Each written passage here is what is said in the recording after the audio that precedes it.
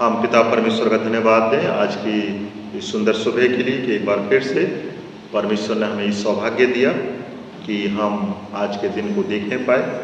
प्रभु यीशु का धन्यवाद करें आज के दिन के लिए कि हमारे प्रभु यीशु मसीह ने अब तक हमें संभाला है।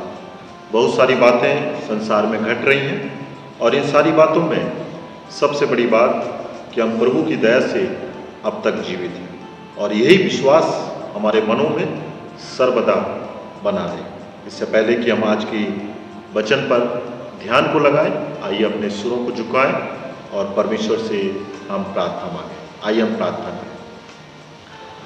पवित्र सेनाओं के योगा विलंब से कोप करने वाले अत्यंत दयालु पिताजी, हम आपका धन्यवाद देते हैं, आपके नाम की स्तुति करते हैं क्योंकि आप हमारे महान परमेश्वर हैं। आपकी दया की दृष्टि हमारे जीवन पर सर्वदा बनी हुई है। अब तक आपने हमें जीवित रखा है और बचाया है। हम आपका धन्यवाद देते हैं। धन्यवाद देते हैं आज के इस खूबसूरत दिन के लिए जो आपने हमें दिया कि हम आपके जी उठने के दिन में शामिल होकर आपकी आराधना उपासना करें। आज आपके जी उठने का दिन है और हम अपने घरों में रहकर हुए पिता परमेश्वर आपकी आराधना कर रहे हैं। आज की सुबह पवित्र आत्मा की अगुवाई दीजिए, सामर्थ दीजिए ताकि हम पूरे ध्यान के साथ, पूरे पिता परमेश्वर मन के साथ आपकी आराधना करने पाए और इसके द्वारा हमें आशीष मिलने वाली हो सके। धन्यवाद देते हैं सारी आशीषों के लिए, सारी भलाइयों के लिए जो बीते पूरे हफ्ते भर आपने हमारे जीवन पर, हमारे परिवारों में दिखाई। हम सारी आशीषों के लिए, सारी भलाइयों के लिए हृदय से आपका धन्यवाद चढ़ाना चाहते हैं और यही प्रार्थना करते हैं कि हम आपकी विश्वास योग्यता में आगे बढ़ते जाएं, आप पर भरोसा रखें, आपके पीछे चलें और बड़े ईमान के साथ हम अपने जीवन में निरंतर आगे बढ़ते जाएं। आज की सुबह हमारे हृदयों को तैयार करें ताकि जो भी वचन आप अपने आत्मा की अगुवाई से हमें देना चाहते हैं उसको हम सुन सकें, समझ सकें और अपने जीवन में हम उतारने वाले हो सकें। सारी आशीषों के लिए, सारी भलाइयों के लिए आपका हृदय से धन्यवाद देते हुए इस प्रार्थना को आपके बेटे यीशु मसीह के नाम से मांगते हैं, आमीन। प्रभु के वचन से हम पढ़ेंगे जो लिया जाता है मत्ती रचित सुसमाचार उसका 28वां अध्याय 1 से लेकर 10 पद तक। मत्ती रचित सुसमाचार उसका 28वां अध्याय 1 से लेकर 10 पद तक। यहाँ पर इस प्रकार से लिखा हुआ है, सबत के दिन के बाद सप्ते के पहले दिन पौ फटते ही मरियम मगदलीनी और दूसरी मरियम कब्र को देखने आई और देखो एक बड़ा भूकंप हुआ क्योंकि प्रभु का एक दूत स्वर्ग से उतरा और पास आकर उसने पत्थर को लुढ़का दिया और उस पर बैठ गया। उसका रूप बिजली का सा और उसका वस्त्र पाली के समान उज्जवल था। उसके भय से पैर कांप उठे और मृतों के समान हो गए। स्वर्गदूतों ने स्त्रियों से कहा, मत डरो, मैं जानता हूँ कि तुम यीशु को जो क्रूस पर चढ़ाया गया है ढूंढती हो। वह यहाँ नहीं है परंतु अपने वचन के अनुसार जी उठा। आओ ये स्थान देखो जहाँ प्रभु पड़ा था और शीघ्र जाकर उसके चेलों से कहो कि वह मृतकों में से जी उठा और वह तुमसे पहले गलील को चाहता है, वहाँ उसका दर्शन पाओगे। देखो मैंने तुमसे कह दिया है। वे भय और बड़े आनंद के साथ कब्र से शीघ्र लौटकर उसके चेलों को समाचार देने के लिए दौड़ गए। तब यीशु उन्हें मिला और कहा, सलाम। उन्होंने पास जाकर और उसके पांव पकड़कर उसको दंडवत किया। तब यीशु ने कहा, मत डरो, मेरे भाइयों से जाकर कहो कि गलील को चले जाएं, वहाँ मुझे देखेंगे। परमेश्वर अपने वचन के पढ़े जाने और सुने जाने पर अपनी आशीष देवे, आमीन। पिछले रविवार को हमने ईस्टर सेलिब्रेट किया और हमने सीखा कि प्रभु यीशु मसीह मुर्दों में से जी उठे और बहुत से लोगों के ऊपर उन्होंने अपने आप को प्रकट किया। आज की सुबह हम देखेंगे कि यीशु के पुनरुत्थान के द्वारा हमें क्या प्राप्त हुआ है। हम जानते हैं, बाइबल स्पष्ट रूप से बताती है कि यीशु मसीह इस संसार में आए, मारे गए, गाड़े गए और तीसरे दिन जी उठे। परंतु इस पुनरुत्थान के द्वारा हमें क्या प्राप्त होता है, हम इस पर विचार करेंगे, सोचेंगे, क्योंकि जो मसीहत जो इस संसार में खड़ी हुई है वो यीशु के पुनरुत्थान पर खड़ी हुई है। और यदि पुनरुत्थान हुआ है तो हमें कुछ प्राप्त होना जरूरी है। यदि हमने पुनरुत्थान की शक्ति पर विश्वास किया है तो आपके जीवन में कुछ ना कुछ वो बातें दिखाई देनी चाहिए जो पुनरुत्थान के द्वारा आपको प्राप्त हुई। और आज हम विचार करेंगे कि यीशु के पुनरुत्थान के द्वारा हमें क्या क्या बातें प्राप्त होती हैं। और यदि आप उन बातों पर गौर फरमाएंगे तो सचमुच में आप देखेंगे कि वे कौन कौन सी बातें हैं जो पुनरुत्थान के द्वारा आपको अपने जीवन में प्राप्त होती हुई दिखाई देती हैं। पहली बात हम देखेंगे वास्तविक आनंद। यीशु के पुनरुत्थान के द्वारा हम सबको वास्तविक आनंद प्राप्त होता है। इससे पहले कि हम मसीह में यीशु मसीह के पीछे चलते, यीशु मसीह ने हमें चुना, हमें ठहराया, और जब हम यीशु मसीह पर विश्वास को लाते हैं, यीशु मसीह के पीछे चलते हैं, उसकी पुनरुत्थान की शक्ति को अपने जीवन में हम उतारते हैं, तो हमें वास्तविक आनंद प्राप्त होता है। और सचमुच में वास्तविक आनंद हमें परमेश्वर से मिलता है। चेलों का डर आनंद में बदल गया। इससे पहले जब उन्होंने पुनरुत्थान के जीवन को अपने जीवन में नहीं देखा तो वो डरे हुए थे, अंधकार में थे और उनका जीवन घबराहट में था। परंतु जब यीशु मसीह को उन्होंने देख लिया तो उनका डर आनंद में बदल गया। नहमाया की किताब उसका 8वां अध्याय और 10 पद में लिखा हुआ है, क्योंकि यहोवा का आनंद तुम्हारा दृढ़गढ़ है। यदि पवित्र आत्मा आपको गाइड करती है तो आपका आनंद अनुभव प्राप्त करेंगे, आप आनंद में बढ़ते चले जाएंगे। पवित्र आत्मा के द्वारा यदि आप चल रहे हैं तो सचमुच में एक वास्तविक आनंद आपके जीवन में सर्वदा दिखाई देगा। ये यशायाह नबी किताब उसका 35वां अध्याय और 10 पद में लिखा हुआ है, यहोवा के छुड़ाए हुए लोग लौटकर जय जयकार करते हुए सिय्योन में आएंगे और उनके सिर पर सदा का आनंद होगा। वे हर्ष और आनंद पाएंगे और शोक और लंबी सांस लेना जाता रहेगा। इस प्रकार से यदि हमने यीशु मसीह की सामर्थ्य पर भरोसा किया है और उसके पुनरुत्थान को हमने जाना है, यीशु मसीह को अपने जीवन में हमने देखा है, तो सचमुच में एक वास्तविक आनंद हमारे जीवन में सर्वदा बना है। आज की सुबह यदि वास्तविक आनंद को आप प्राप्त करना चाहते हैं तो यीशु के पुनरुत्थान की सामर्थ्य को अपने जीवन में लीजिए। आप प्रभु यीशु मसीह पर निर्भर हो जाइए, उसके पीछे चलिए, और जब आप यीशु की पुनरुत्थान की सामर्थ्य को अपने जीवन में लेंगे तो आपके जीवन में वास्तविक आनंद आ जाएगा। यह आनंद संसार किसी भी रूप से नहीं दे सकता। संसार में देखें तो बहुत सी ऐसी चीजें हैं जो इसके द्वारा हम आनंद ले सकते हैं, परंतु वो अस्थायी आनंद है। परंतु यीशु मसीह जो हमें आनंद देता है वो सर्वदा का आनंद है। यदि आप इस आनंद को प्राप्त करना चाहते हैं तो पुनरुत्थान की सामर्थ्य को अपने जीवन में ग्रहण कीजिए और आप वास्तविक आनंद को प्राप्त करेंगे।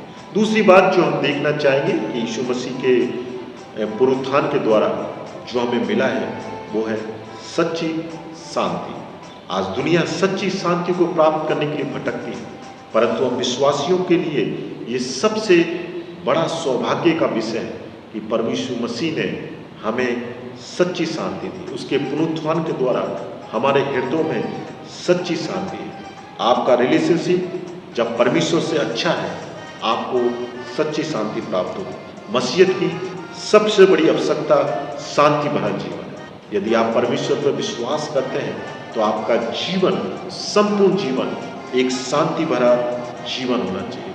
हमें रोज अपने पापों का पश्चाताप करना है ताकि परमेश्वर की सच्ची शांति आपके ऊपर हो सके। यदि आप वास्तविक शांति को प्राप्त करना चाहते हैं तो हर रोज अपने पापों का अंगीकार करें, परमेश्वर मसीह से प्रार्थना करें, अपने रिलेशनशिप को अच्छा बनाएं और आप अपने हृदय में सच्ची शांति को प्राप्त करने पाएंगे। आज दुनिया इसी शांति को प्राप्त करने के लिए बहुत कोशिश करती है, परंतु परमेश्वर मसीह ने जो इस संसार में आया अपने लोगों को सच्ची शांति देने के लिए तैयार है। यदि आप उसे वास्तविक रूप से ग्रहण करते हैं, उस पर भरोसा रखते हैं और पुनरुत्थान की सामर्थ्य को अपने जीवन में आप उतारते हैं। यूहन्ना रचित सुसमाचार उसका 14 अध्याय और 27 पद में लिखा हुआ है। यूहन्ना 14 और 27 पद में, मैं तुम्हें शांति दिए जाता हूँ, अपनी शांति तुम्हें देता, जैसा संसार देता मैं तुम्हें नहीं देता। तुम्हारा मन व्याकुल ना हो और ना डरे। किस प्रकार से यीशु मसीह अपने लोगों को बता रहे हैं, परमेश्वर के वचन के द्वारा चेलों को समझा रहे हैं कि मैं तुम्हें शांति दिए जाता हूँ, अपनी शांति तुम्हें देता हूँ, जैसा संसार देता है मैं तुम्हें नहीं देता। तुम्हारा मन व्याकुल ना हो और ना डरे। इसलिए परमेश्वर आज की सुबह हमें सिखा रहा है कि परमेश्वर की वास्तविक शांति हमारे जीवन में सर्वदा बनी रहे। यदि पुनरुत्थान की सामर्थ्य को आपने अपने जीवन में ग्रहण किया है, उसकी सामर्थ्य को समझा है, तो आपके जीवन में, आपके परिवारों में सर्वदा की शांति बनी रहे। और ये शांति जब भी मिल सकती है जब आप अपने परमेश्वर से आपका रिलेशनशिप सर्वदा अच्छा बना है। आपके जीवन से, आपके परिवार से जो भी गलत बात है वो सर्वदा दूर रहे और आप विश्वास में आगे बढ़ते चले जाएं। लूका रचित सुसमाचार उसके 12वां अध्याय और 29 से 31 पद में लिखा हुआ। लूका रचित सुसमाचार 12वां अध्याय 29 से 31 पद में लिखा हुआ, और तुम इस बात की खोज में ना रहो कि क्या खाएंगे और क्या पिएंगे, और ना संदेह करो, क्योंकि संसार की जातियां इन सब वस्तुओं की खोज में रहती हैं। ये सब बातें हमारे जीवन में अशांति हो। आज संसार दुनिया में अनेक अनेक बातों की खोज में लगे हुए हैं। क्या खाएंगे, क्या पहनेंगे, किस प्रकार से अपने जीवन को हम आगे बढ़ाएंगे, उनके जीवन में सर्वदा अशांति बनी रहती है। आपको भरोसा रखना है यीशु मसीह पर कि यीशु मसीह हमारी सहायता करेंगे। वचन कह रहा है, और ना संदेह करो, क्योंकि संसार की जातियां इन वस्तुओं की खोज में रहती हैं, और यदि तुम इन वस्तुओं की खोज में लगे रहोगे तो सच्ची शांति को प्राप्त नहीं करोगे। तुम्हें भरोसा रखना, अगर तुमने भरोसा रखा है यीशु मसीह पर, तो ये सारी बातें, सारी चीज़ें यीशु आपके जीवन में उपलब्ध कराएंगे और आपके जीवन में कार्य करते चले जाएंगे। यीशु मुर्दों में से जी उठे और सच्ची शांति वो आपको देने जा रहे हैं, यदि आप पूरी तरीके से उसके ऊपर निर्भर हैं और पुनरुत्थान की सामर्थ्य को आपने अपने जीवन में उतारा है। तो मसीहत की सबसे बड़ी जो बात है कि आपके जीवन में प्रभु की शांति आपको मिल सकती है यदि आप पुनरुत्थान की सामर्थ्य को अपने जीवन में उतारते हैं। तीसरी बात जो परमेश्वर हमें बता रहे हैं, जो पुनरुत्थान के द्वारा हमें मिला है, वो है सामर्थ्य, पावर। इससे पहले यीशु मसीह संसार में रहे, चेलों के पास वो सामर्थ्य नहीं थी, परंतु यीशु मसीह मारे गए, गाड़े गए और तीसरे दिन जी उठे और पवित्र आत्मा चेलों के ऊपर फूंका गया, और जो चेले कमजोर थे वो पावरफुल बन गए। आज अपने जीवन में यदि हम सामर्थ्य को देखना चाहते हैं तो पुनरुत्थान की सामर्थ्य पर भरोसा करें, पुनरुत्थान की शक्ति को अपने जीवन में उतारें। प्रेरितों के काम उसका 4वां अध्याय और 33 पद में लिखा हुआ। प्रेरितों के काम 4वां अध्याय और 33 पद में लिखा हुआ है, प्रेरित बड़ी सामर्थ्य से प्रभु यीशु की जी उठने की गवाही देते रहे और उन सब पर बड़ा अनुग्रह था। प्रेरित बड़ी सामर्थ्य से प्रभु यीशु के जी उठने की गवाही देते रहे और उस सब पर बड़ा अनुग्रह होता है। पवित्र आत्मा की सामर्थ्य हमें मिली। चेलों ने आज्ञा को और आत्मा को दोनों को प्राप्त किया, आज्ञा को भी प्राप्त किया, आत्मा को प्राप्त किया। पुनरुत्थान की सामर्थ्य सुरक्षा से नहीं आती है, वह हमारे अंदर हमें जागरूक करनी। पर यीशु मसीह पर जब हमने भरोसा किया तो पुनरुत्थान की सामर्थ्य हमारे जीवन में, उसको हमें जागरूक करना है, उसको अपने जीवन में उतारना है। हम कमजोर लोग नहीं हैं, हम सामर्थ्यशाली लोग हैं। आज बहुत से मसीहों ने अपने आप को कमजोर बना लिया। कई बार वो शैतान के चुंगल में फंस जाते हैं, परंतु परमेश्वर ने हमें पावरफुल बनाया है। जब आपने उसके पीछे चलना प्रारंभ किया है, परमेश्वर ने पुनरुत्थान की सामर्थ्य हमारे जीवन में दी। उस सामर्थ्य को सर्वदा जागरूक बनाए रहे और अपने जीवन में आगे बढ़े। दुनिया की सबसे बड़ी पावर पुनरुत्थान की पावर है। आज हम यदि सामर्थ्यशाली होना चाहते हैं तो पुनरुत्थान की सामर्थ्य पर भरोसा रखिए और उसके पीछे चलिए। पुनरुत्थान के द्वारा हमें एक बड़ी सामर्थ्य प्राप्त हुई है। इस सामर्थ्य को आप प्राप्त कीजिए, इस सामर्थ्य को आप जागरूक कीजिए और यीशु मसीह के पीछे आप चलते जाइए। चौथी बात जो हम देख रहे हैं कि पुनरुत्थान से हमें क्या प्राप्त हुआ है, तो वो है नया जीवन। यीशु मसीह के पुनरुत्थान के द्वारा हमें नया जीवन प्राप्त हुआ और ये सबसे बड़ी बात है। हमारा पुराना मनुष्यत्व मारा गया, पुराना मनुष्यत्व गाड़ा गया और पुराने मनुष्यत्व के द्वारा हम पाप में पड़े हुए थे, परंतु प्रभु यीशु मसीह ने जब कलवरी पर अपने प्राणों को दे दिया तो पुराना मनुष्यत्व खत्म हो गया और एक नया जीवन हमें मिला है। दूसरा कुरिन्थियों 5वां अध्याय और 17 पद में लिखा हुआ है। दूसरा कुरिन्थियों 5वां अध्याय और 17 पद में लिखा हुआ है, इसलिए यदि कोई मसीह में है तो वे नई सृष्टि है, पुरानी बातें बीत गई और देखो सब बातें नई हो गई। जब नई सृष्टि हो जाते हैं तो संसार फिर हमारे लिए नॉर्मल नहीं हो जाता। हम भूल गए कि यीशु मसीह के पुनरुत्थान के द्वारा हमें एक बड़ी नया जीवन हमें मिला और इस नए जीवन में हम आगे बढ़ते जाएं। और इसलिए पौलुस इफिसियों की पत्री उसके 4 अध्याय और 23 पद में कह रहे हैं, तो इफिसियों की पत्री उसका 4 अध्याय और 23 पद में कह रहे हैं, और अपने मन के आत्मिक स्वभाव से नए बनते जाओ और नए मनुष्यत्व को पहन लो जो परमेश्वर के अनुरूप सत्य की धार्मिकता और पवित्रता में सृजा गया है। इस कारण झूठ बोलना छोड़कर हर एक अपने पड़ोसी से सच बोले, क्योंकि हम आपस में एक दूसरे के अंग हैं। क्रोध तो करो पर पाप मत करो। सूर्यास्त तक होने तक तुम्हारा क्रोध ना रहे और ना शैतान को अवसर दो। परमेश्वर हमें किस प्रकार से सिखा रहे, पुनरुत्थान के द्वारा हमें एक नया जीवन मिला, उस नए जीवन को अपने जीवन में उतारें और परमेश्वर की आज्ञा के अनुसार अपने जीवन को हम आगे बढ़ाने वाले हो सकें। रोमियो 14:17 से 19 पद में लिखा हुआ है, क्योंकि परमेश्वर का राज्य खाना पीना नहीं परंतु धर्म और मेल मिलाप और वे आनंद है जो पवित्र आत्मा से होता है। जो कोई इस रीति से मसीह की सेवा करता है वे परमेश्वर को भाता है और मनुष्यों में घृणा योग्य ठहरता है। इसलिए हम उन बातों में लगे रहें जिनसे मेल मिलाप और एक दूसरे का सुधार होता है। उन बातों में हम सर्वदा लगे रहें, उन बातों के पीछे हम चलते रहें जिनसे मेल मिलाप और एक दूसरे का सुधार होता है। परमेश्वर ने हमारे जीवन में एक बड़ा कार्य किया।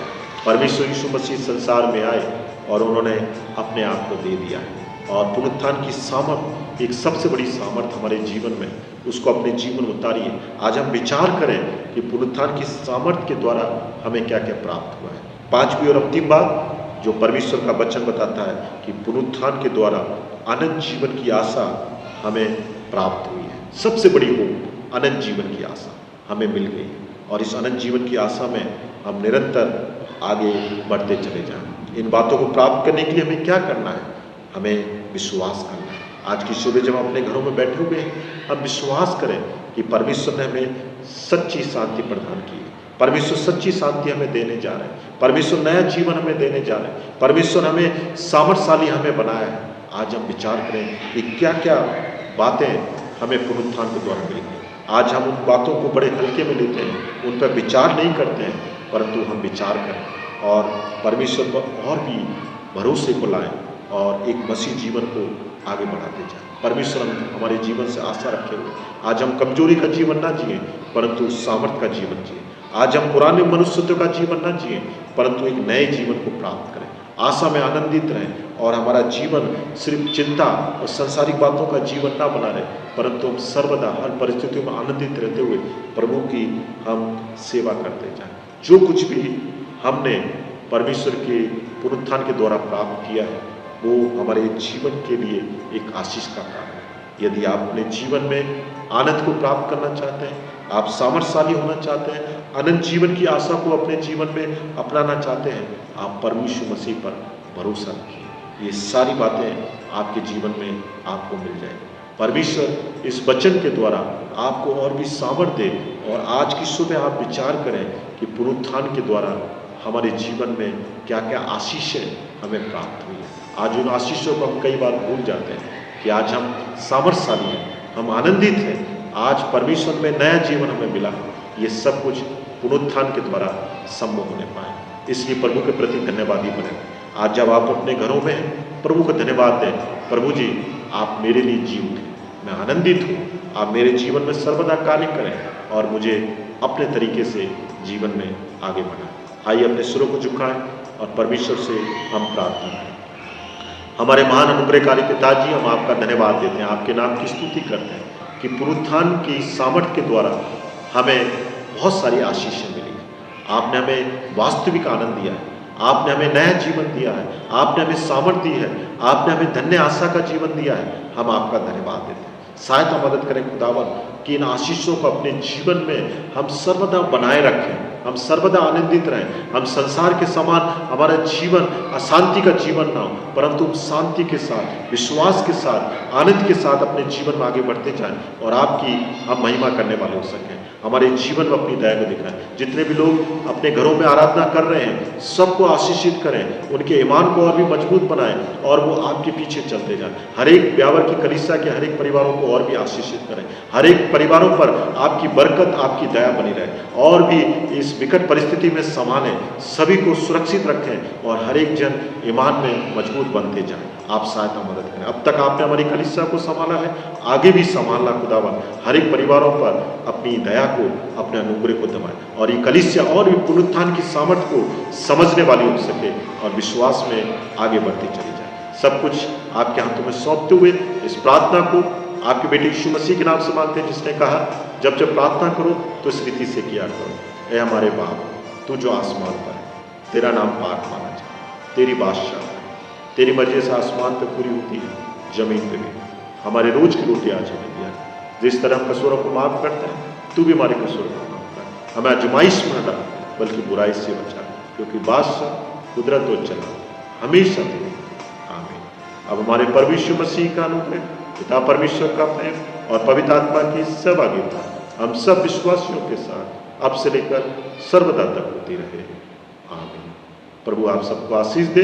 आप निरंतर प्रार्थना करते रहें और जब भी आप अपने घरों में प्रार्थना कर रहे हैं, अपनी कलीसिया के लिए, देश के लिए, संसार के लिए निरंतर प्रार्थना करें और बहुत जल्दी खुदावन अपना कार्य करने जा रहा है। जो भी भेंटें आपने इकट्ठी की है उसको इनवलप में निरंतर रखते जाएं और जब भी चर्च में आराधना होगी उन भेंटों को आप खुदा के लिए चढ़ाएं और खुदावन की महिमा करें। प्रभु आप सबको आशीष दें। मैं God bless you. Thank you.